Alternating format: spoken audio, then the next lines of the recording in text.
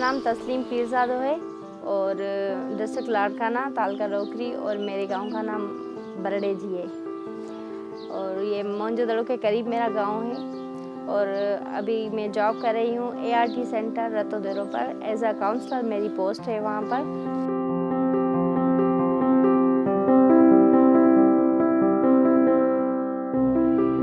यहाँ पर ये है कि अनमेरिड कोई लड़की फैमिली प्लानिंग पे बात करे, ये तो गलत बात है। लेकिन अब कॉन्फिडेंस है, जो हमने ट्रेनिंग ली है और हम जो अब जॉब में कर रही हूँ, तो उसमें ये है कि मैं हर किसी को सलाह देती हूँ।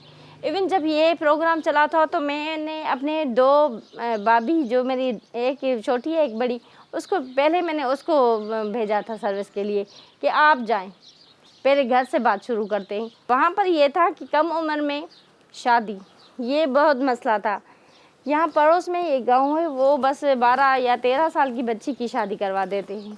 फिर हमने उनको अवेयरनेस सेशन करवाए और उन्हें बताया कि इस कम उम्री में जो आप शादी करवा रहे हैं वो कितना बड़ा गलत फैसला है आपका। सबको लगा ये ख़ानदानी मसला है हमारा, हम सालों से ये कर रहे हैं, आप अभी हमसे ऐसा कह रही हैं।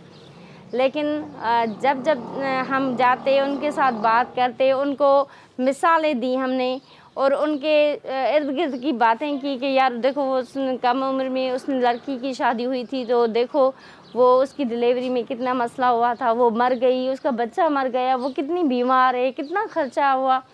मिसालें दे दे के माशाल्लाह से मैं बहुत खुश हूँ कि जब हमने ये सेशन कंप्लीट करे तो काफ़ी ऐसे घराने हैं जो अब कम उम्र में शादी नहीं कराते। ये हमारी बहुत कामयाबी है।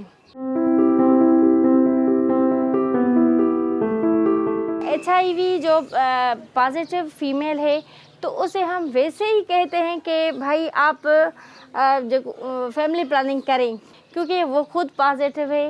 वो सही तरह से अगर मेडिसिन नहीं लेगी, उसका वायरल लोड अगर कम नहीं होगा, तो वो जो बच्चा पैदा करेगी उससे भी HIV होगी। मैंने उनको भी सलाह दी तो वो भी जा रही थी। तो मतलब मेरे तकरीबन 100 से ज़्यादा हैं क्लाइंट जो मैंने 3-4 मंथ में मैंने रेफ़र किए थे, 100 से भी ज़्यादा हैं।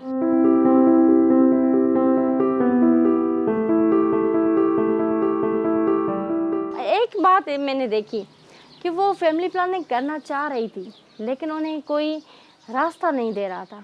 उनको पता नहीं था कि कैसे कहें किससे कहें।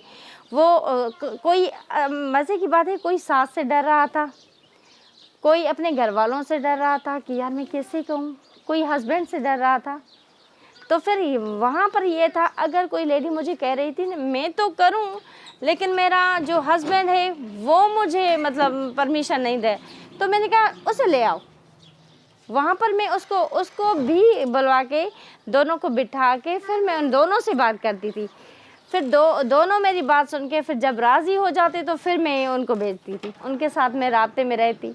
और माशाल्लाह से अभी भी वो आ रही है। वो कहीं फ़लाँ को आपने सर्विस दिलवाई थी, अभी मुझे भी दिलवा दें, तो वो अभी आ रही हैं और मैं उनके साथ वही काम कर रही हूँ।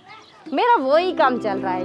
प्रोजेक्ट बंद हो गया लेकिन मेरा काम चल रहा है, तो मुझे खुशी होती है।